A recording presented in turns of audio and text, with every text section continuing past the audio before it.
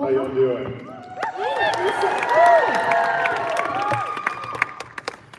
Well, how is everybody doing this afternoon? How has Orlando been treating you and getting to see the fans and talk with them? Fabulous. Hi, fans. Robert Patrick, a.k.a. John Doggett. Well, I'm going to kick things off first with a question for Gillian. Anybody else? I just want to say, just let me hang it out there. I've always Nobody wanted else says that. I've always wanted to do this. MegaCon!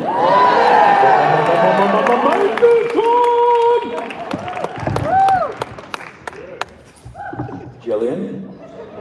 Got nothing. I feel like I should be reciting something or singing something, or we need like Sing us a song. sing us a song. Dick, sing us a song.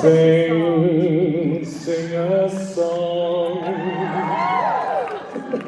Show off. That's my Bert Convey voice. I am going to kick things off with a question for Gillian first. 33 years later, what do you remember about those early days of filming X-Files, filming that first season, and not knowing yet how fans were going to react to it? Well, I think I was protected by my naivete early on. Really had no idea what the hell I was doing. And I remember talking about this at the time, but I didn't actually know that things ran in like reruns and that there were seasons of things. I'm serious, I literally did not know. So when they were saying, that if this gets picked up, what would you mean if this gets picked up? What does that mean? Because okay, so we're just doing a pilot. What's a pilot? And that it might be 13 episodes. Okay, well, that's cool, that would be nice. And then at some point they might add more. All that stuff I was learning as I was going. And so I really started green, about as green as you can be. And so at every step of the way, it was a surprise. But it was a surprise in a way that I'm not sure I actually knew what I had signed up for. And not that I wouldn't have signed up for it because I was on my last unemployment check. So I would have said yes and signed anything. But it was, the fact that I was signing up to something that turned out to be like a really fucking good gig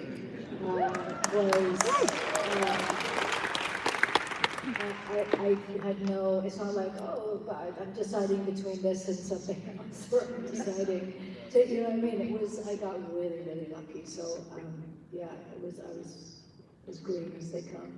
I feel like the longevity, wow, that's really hot. The longevity of X-Files is something we don't necessarily see the way that we do today. It has, obviously stuck with people for so long. And also just listening to that, it made me think about the fact that Mitch and Nicholas, you came in towards the end of season 1 and then got brought back for season 2. Did you have kind of an idea at the onset of season 2 of how big this thing was starting to become? Listen, I was in season 1 as a completely different character, right? Then I came back in season 2 as Alex Krychek, and I was sort of in somewhat the same boat as Gillian. I had no real grasp of where it might go or how. I was only supposed to be there for 3 episodes to begin with, so while Gillian was off convalescing, and it obviously changed into something much more dramatic. What were you originally? I was in Gender Bender, which was an episode in season 1. You were a different gender? What? Did you start in? No, I made out with somebody who changed from man to a woman in the midst of it, and then you guys came and interviewed me in a hospital bed.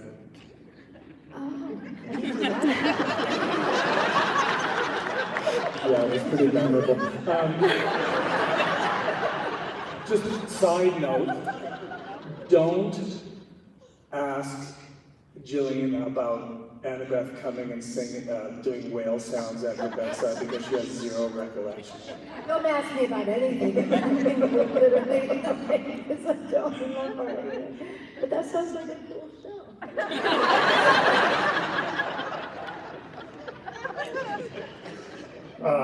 Yeah, I had no idea what was going to transpire. When I finished, I did one episode the first season, and then they called. They said come back. I think you didn't really have Are you asking me? Maybe. For real? I know that I had a baby. You did have a I baby. do remember that. She does remember that. But anyway, it was like, see, I think you were missing some episodes or something like that. So I think they needed somebody to kind of like Oh, right, okay. take over and do something because you weren't there. So, Okay. and I was there to happily fill that. Wait, a baby in real life or a baby on, did she have a baby season 1 too? No whale sounds required. But anyway, so so that gave me the opportunity to come back and then really try to establish this guy. Because I think they were looking for somebody to fill that role. They had a couple of other guys in the capacity of being their superior or something to that extent. And I guess. Is that when you took your shirt off? No, I didn't take my shirt off yet. But I was getting there. I was thinking about when am I going to take my shirt off? I do to cement my fandom. But I mean, anyway, so I got to build this character, and I didn't know which way they were going to take it at first, because I thought he was at first going to be an actor, so I think he was. He was pretty much a roadblock to what they were doing, because he was in some way or another being influenced by CSM, but then eventually he became their champion. Right? Who was your champion, wasn't he? You were my champion, yeah. Yeah, baby. That is canon accurate. My next question is for Annabeth and Robert. The two of you came in later on in the run, and we're kind of picking up for where things were left for Scully and Mulder. Were you both fans of the series coming in, and did you feel that pressure at all coming into the show and kind of being the new faces of it? Yes, there was pressure. I was elated to have the opportunity to join these guys and do this show because it was a great show and I was a fan of the show. And personally, I was looking for a steady gig on television. And it fit right into what I was looking for, something to do in Los Angeles. It was a great role, wonderful production, great writing. And it's a fantastic cast to join. And they really, they had it down. It was a machine making that show. They had it down. It was fantastic. Every episode was like doing a little movie. And I loved playing John Doggett. I'd still be playing John Doggett if they pay me to do it. It's a great character. I usually play the antagonist all the time, so to be the pseudo-protagonist, or at least on that side, was a fantastic experience for me, so I really, really enjoyed it. But there was a lot of pressure. The internet was new. I had no idea how rabid the fans were. They were super insulted that I would even think about being on the show. Some of you guys were really horrible. The way you described me, and ooh, we don't want that guy. Jeez, he broke my heart. I didn't even do anything. So sad. So sad. Gillian threw water in my face. But it was a great metaphor. It really was. It was genius that they came up with that. It was like, that's for all the fans right there. So take that and run with it. But it was fun. It's funny. I think back I don't remember most of the episodes, but I do remember that first one, and I remember really feeling like, boy, I'm joining something quite significant, and it truly is. So, thanks for your support all these years.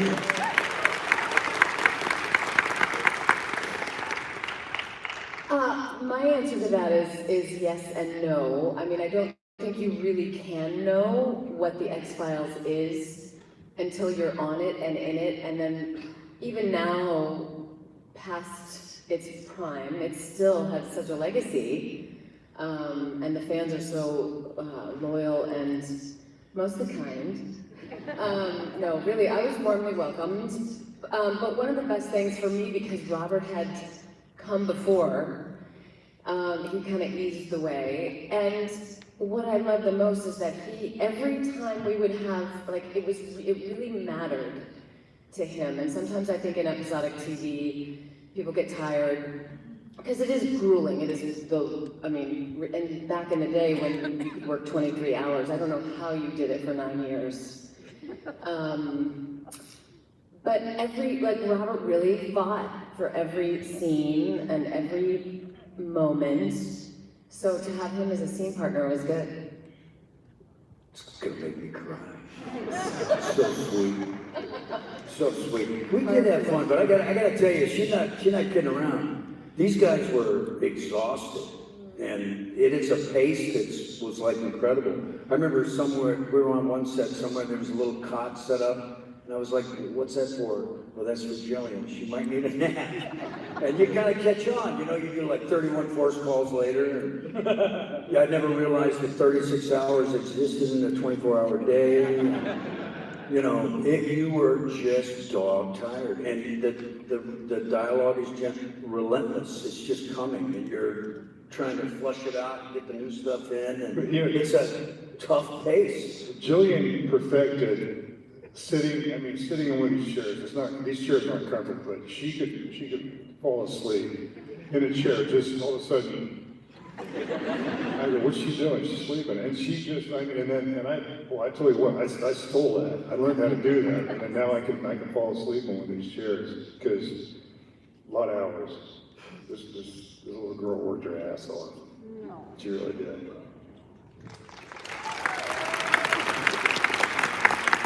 That used to do my makeup while I was sleeping. Like there was like I would lie down on the floor. Well, I hope all of that exhaustion was worth it when you're at conventions like this and you're getting to hear from fans what Scully meant to them.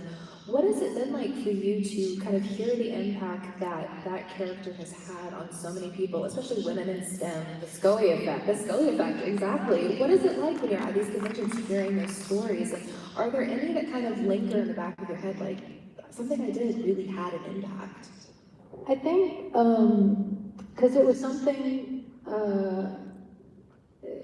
I heard a lot about at the end of when we were filming, and there was a documentary that was made by the Gina Davis Foundation around the effect of Scully on STEM and young women in STEM. And so I was aware of it.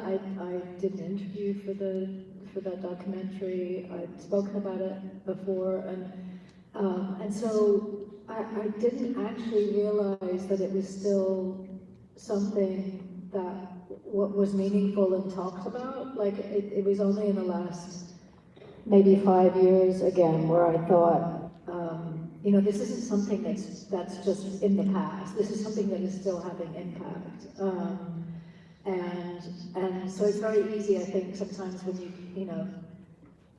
you do a lot of press, trying to move forward in your career, and there was a period of time where I'm like, do we have to keep on the X-Files? I mean, do we have to, can we not for a period of time? And because the whole interview will end up being about this, that, and the other, or that would be the headline if I mentioned one thing about, sequel or bow. Anyway, so I was so used to just kind of skirting around topics that were related to talk about new stuff and other things that I was involved in.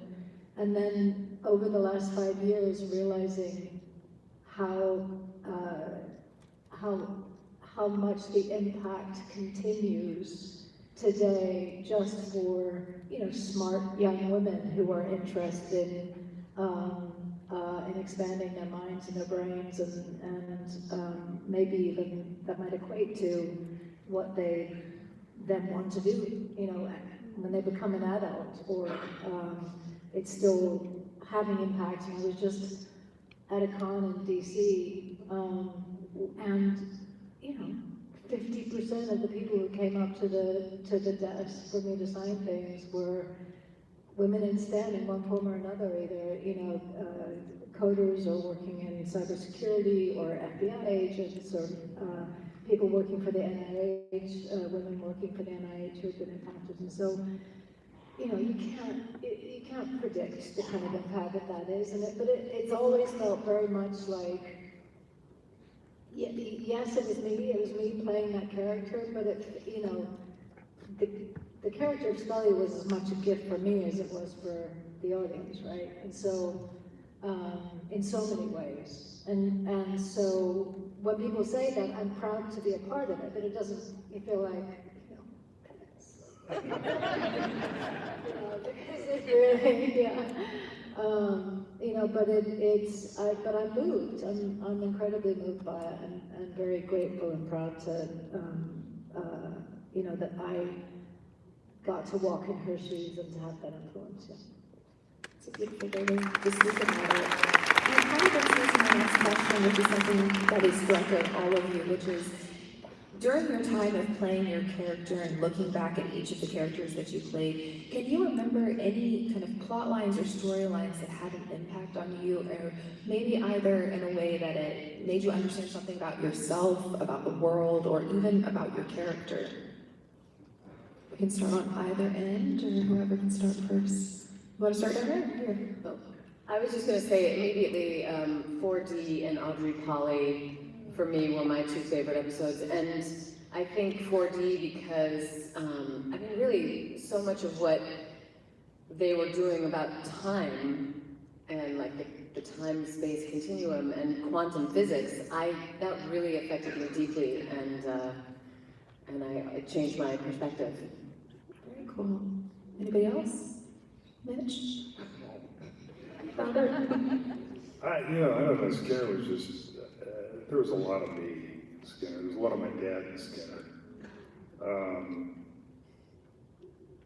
And I don't know. I don't know if it changed me, if playing that character changed me at all.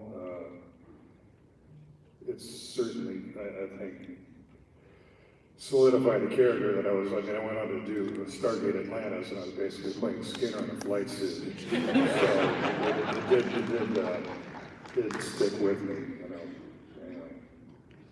Nicholas, Robert? I was just going to say that it seems to me that none of these experiences seem sort of relevant in the moment, and that's probably rightly so. It would be very hard to be on a show and do your best work on a show that you knew that was going to go to the moon. You know what I mean? It's best not to know these things. I'm just sort of reflecting back on the last question a little bit. That you just don't know. You have no idea, and that's way better than kind of Although I really applaud you guys for coming in again to step into those roles in a show that was so well established, and sort of having targets on your back. But. The things that I did, that David and I did in the Russian gulag, where they said you're gonna have to learn how to speak Russian, or so you have to. A lot of this is gonna be in Russian, and I was like, there's no way I'm gonna get that done. And lo and behold, I sort of proved to myself that I was capable, and those were some of my absolute most favorite episodes. I mean, it's hard to do. It's challenging to do some of that stuff when you're in the middle of a fight and you're talking to somebody in Russian in the language that you actually don't fully understand, but you're having a back and forth with somebody who's speaking Russian back to you, and you're speaking it to them, and you don't understand conjugation or anything like that, so you're kind of just sort of going by memory, but still trying to act, and the show asked certain things of me that I wasn't aware that I could do physically and otherwise, and nor did I know that I would love it as much as I did. I got to do crazy shit, like hanging from 15 floors by a cable, like I never imagined I would do that, running out of exploding cars. It was like Christmas for me every time I opened a script. It was always crazy. And you know, it changed my life, right? I think I can sort of safely speak for all of us here, and kind of like in some way or another it changed our lives. And I'll always be grateful for that and for just the onset experiences. You know, it was a very rich experience, very fun. I love that. That's beautiful. Robert, do you have anything? The whole experience was fantastic. I loved it. It was great. Short, sweet, to the point. I love it, yeah.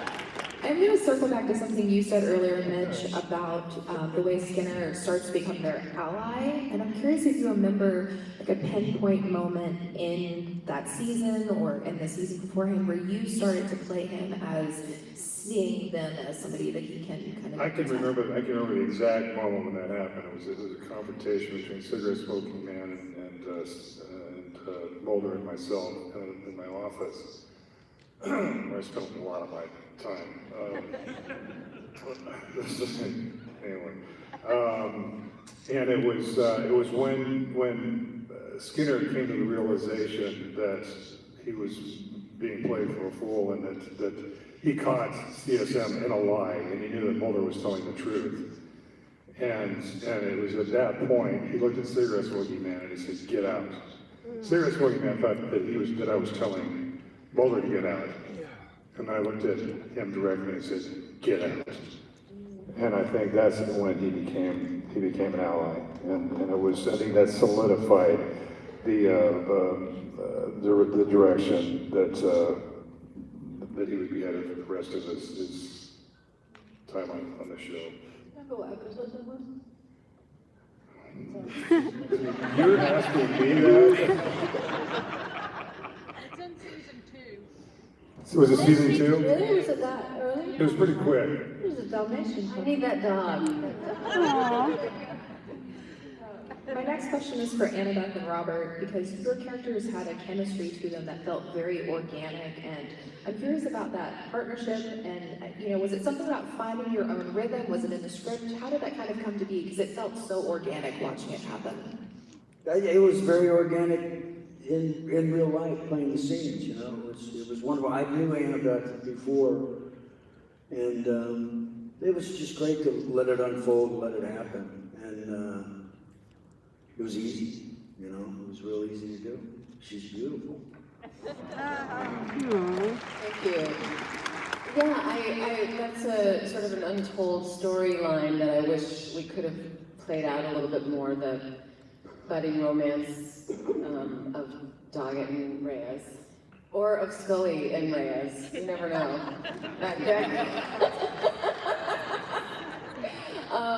But honestly, bring it on! Robert, there was just always ease. There was muscle, like you were always very, like you wanted to get it right, but there was always ease underneath that. So it was very easy. And we knew each other's, well, Robert he likes to claim that he introduced me to my husband, but he was involved, I guess. Well, he was mine and Chris Carter's Krav Maga instructor. Yeah, her husband's a real certified badass. Wade is something else. He's already like an Emmy award-winning stunt coordinator. It's Emmys. Has he won an Oscar yet? He's an Emmy award, and I've worked with him several times since. But anyway, Wade was terrific. And in the way it plays back in my memory, yeah, I introduced you to Wade. And you should say it was Chris, and I said no. He said, "You should tap that."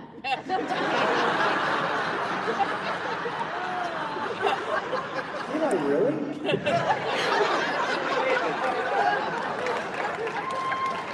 Wow. You're actually the first person to ever use that term. Yeah, I invented it, right? What, did I really say that? Oh my God, I'm blushing. Nobody remembers it. We can all say anything about anything anymore because we don't remember. Wow. don't even know how to segue away from that one. Well, apparently, So you're a really good matchmaker, is what I'm hearing. yeah. You got 2 sons now, right? Moving on. Everybody always loves to hear about like prop pieces and costume pieces that actors either took with them or wish they had taken with them. For all of you, is there a piece from your character or even just like their surroundings that you either took home, were gifted, later acquired? You got one? I have everything that I ever was given or walked away from set with. And it's all in a trunk in my basement, and it's dry, and it's clean, and it's gonna buy me a world cruise when I get there. My arm got cut off on the show. And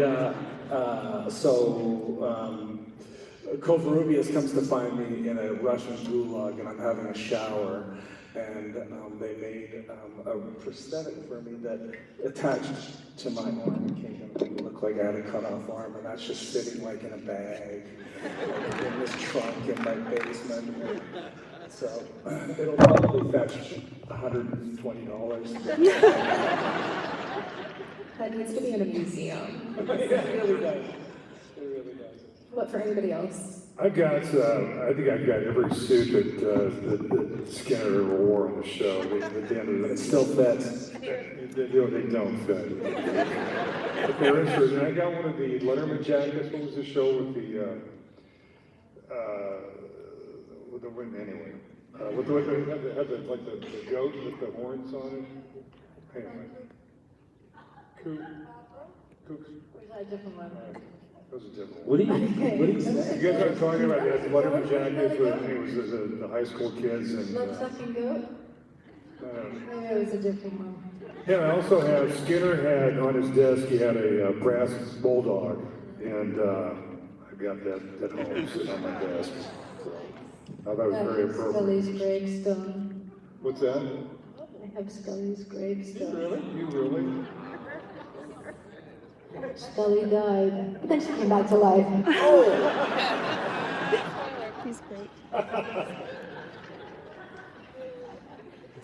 Don't remember I don't. the how or when or why, but she did. I have every script Really? that I did. I mean, I have the 2 seasons, 8 and 9 scripts. I saved those. Gillian told me to save them. Yeah, she said, they might be They worth tap something. those? Tap those. You did save them. You should save those. I'm like, yeah, you're right. I will. Do you have anything, Annabeth? I have it was very small kind of chimes that were, when, I think in season 9, they built Monica's apartment. I think it was season 9. And I have like a little, like, bell chimes that hung from her door. That's sweet. And all of the leather jackets that I wore. I wore a lot of jackets. He did give us all our wardrobe. But they brought out a rack and they said, take the rack, take it all. Or something to me. Would you have taken that clothes? Oh, I was gonna say, maybe not the areas. Pastel, whatever, yeah. Those outfits you had. Spandex, pinks, no, not spandex, but polyester. Anyway, no, yes, maybe later on. They don't do that anymore. They don't let you keep your work. No. They auction it off so quick, it's crazy. It's every production now. Coming back to you, Gillian, Scully went through so much reinvention and rediscovery throughout the original series and then even into the revival when you came back. What was your North Star for having, like how you played her when you came back to the role?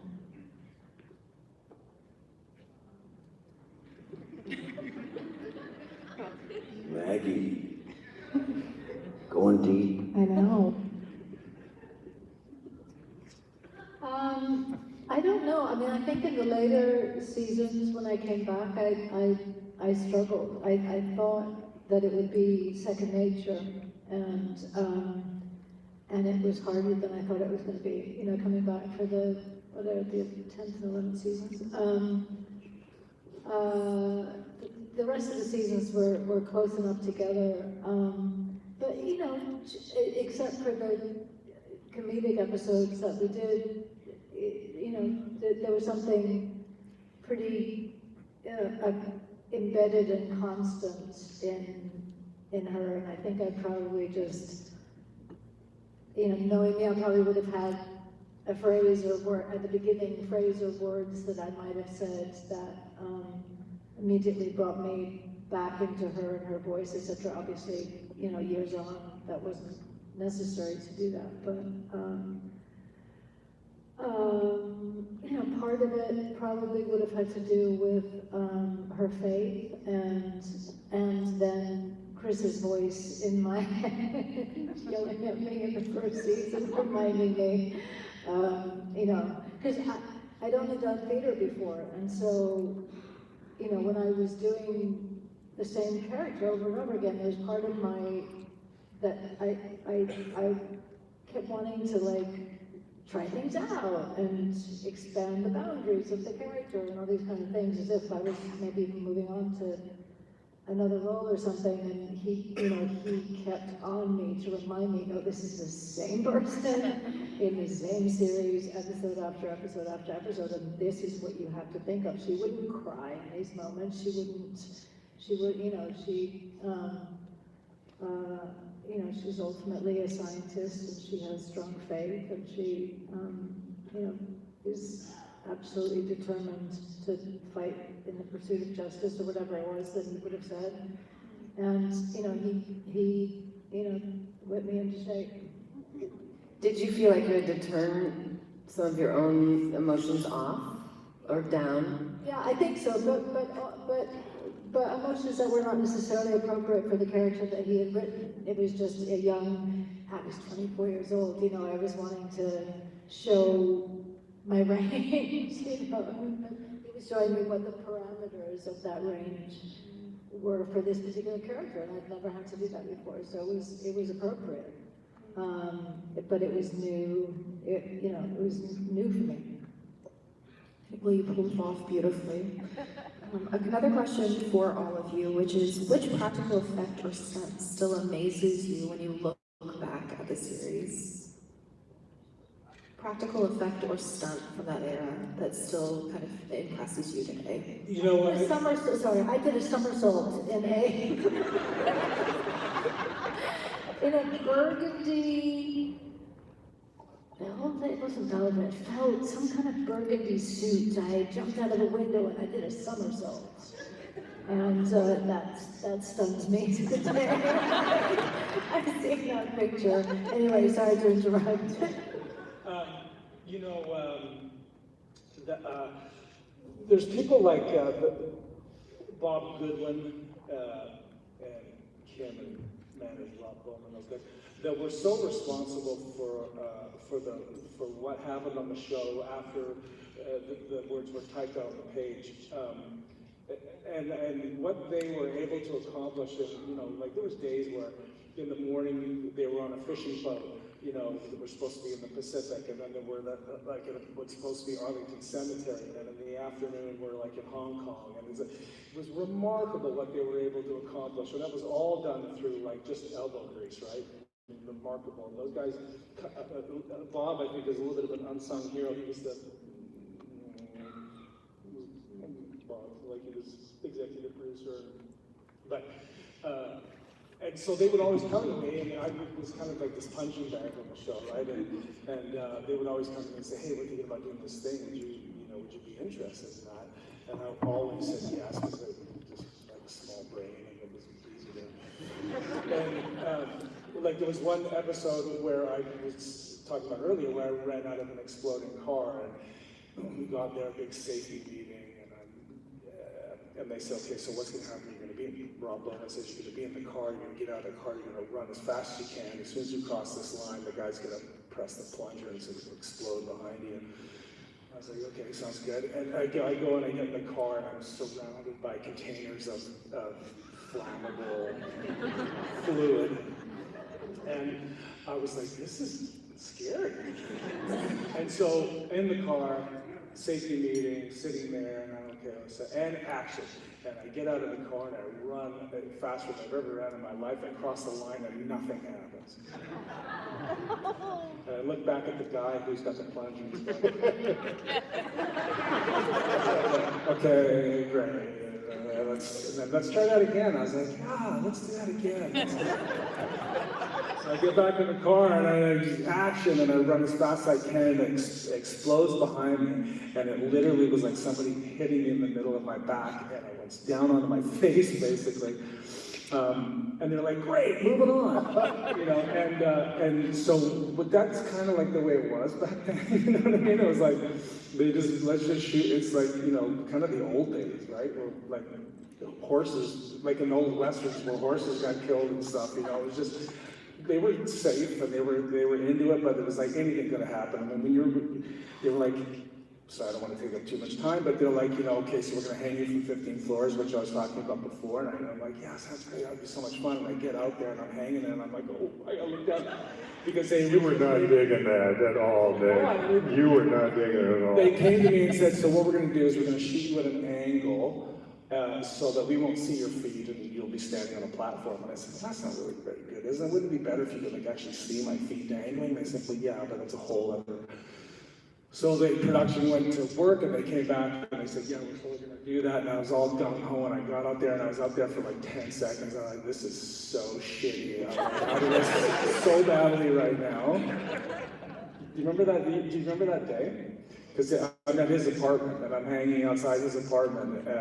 He handcuffs me to the fence and sort of. But so like there's so many things like that. There's so many moments that I have where I'm just like, I can't even believe I'm like, my hair's not burnt off or that I'm still here or, you know, whatever. It's remarkable. They did some crazy things. I mean, when they built that submarine, the conning tower coming out of an ice cap, they did that on the sound stage. And they trucked in, I don't know how many tons of snow. And I mean, that was an amazing shot on hydraulics, that thing coming up, and it looked like a submarine conning tower coming out of an ice cap. I had a fight that, the elevator fight that I had with X, that Skinner had with X, was, it was interesting because Stephen Williams and myself, we choreographed it ourselves, figured out what we were going to do. I'm going to headbutt you, blah, blah, blah, this and that, throw him against the back of the thing. Rob Bowman was directing the episode. So the first take, I grab Stephen and I throw him up against the back of the elevator, and I thought it looked pretty, you know, pretty rough and tough, and so they called cut, and I said to Bowman, I said, how was that? And he goes, like a little weak. I said, okay.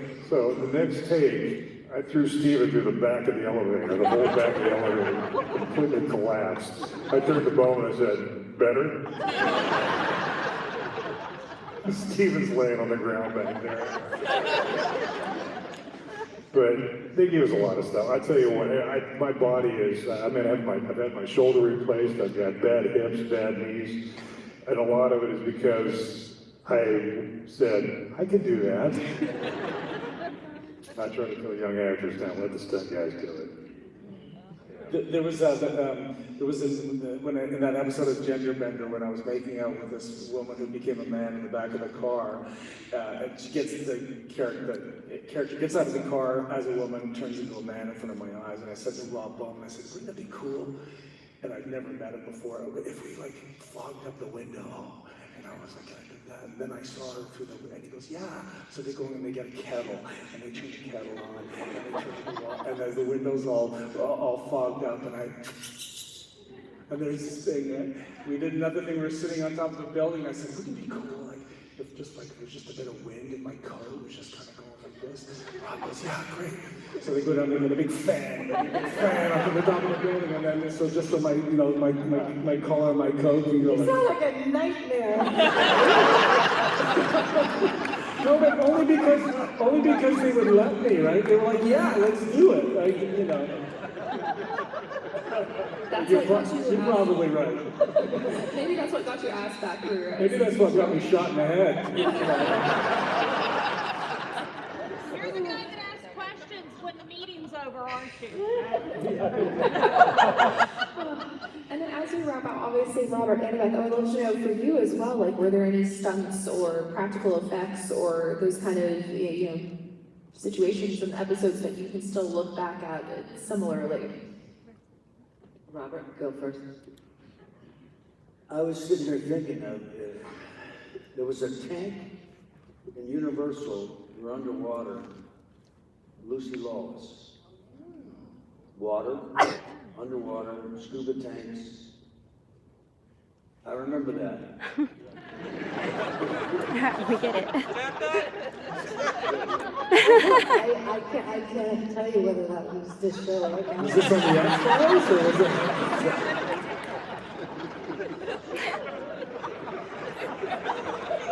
It was Universal. I'm trying to remember. Universal? Universal water tank. Yes. Universal. Deep. We did a show for Fox. I know. They didn't have a tank. So it was literally, and I had to learn how to scuba and the whole kind of thing. Yeah, that was X-Files. Lucy Lawless was come on, guys. Yeah, no, I remember that. Don't do that with you. I wasn't in that episode. Annabeth. I don't think I was in that. Well, anyway, it was cool. But I do remember, I was telling Nick that I remember doing a fight scene with him in the parking lot. And weren't you dragged by the car? Were you like hanging on? He was holding that. Is that cool too? It was fucking cool because it was him hanging out. It was cool. What else? Do you remember that time that you and I were in a car? Oh, his name was, his name was Frank. I remember jumping off an oil rig with Dave Duchovny, an oil platform.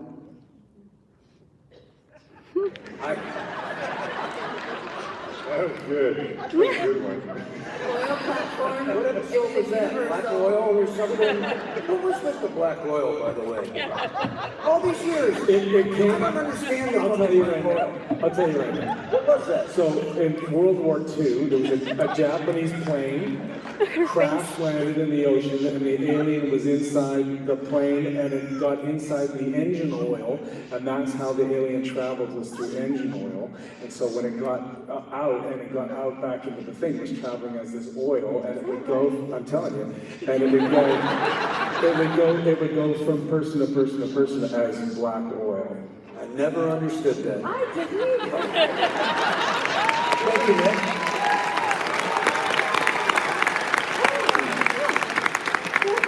Okay, can you explain the bees? What's the deal with the fucking bees? God damn those bees. We did an episode, Lord of the Flies, too, with Jane Lynch and the young man from Breaking Bad. What was that guy's name from Breaking Bad? Oh, yeah. You know the young guy? It was one of his first episodes. Yeah, he was in it, and Jane Lynch was in it, and it was Lord of the Flies. Damnedest episode. There was some stunts involved like this. Well, I have loved this walk down memory lane. We are at the end of our time for this panel. I know, I'm so sad. Are you all heading back to your table to continue chatting with fans? And this was so good. Thank you all so much. And thank you all so much. Let's go.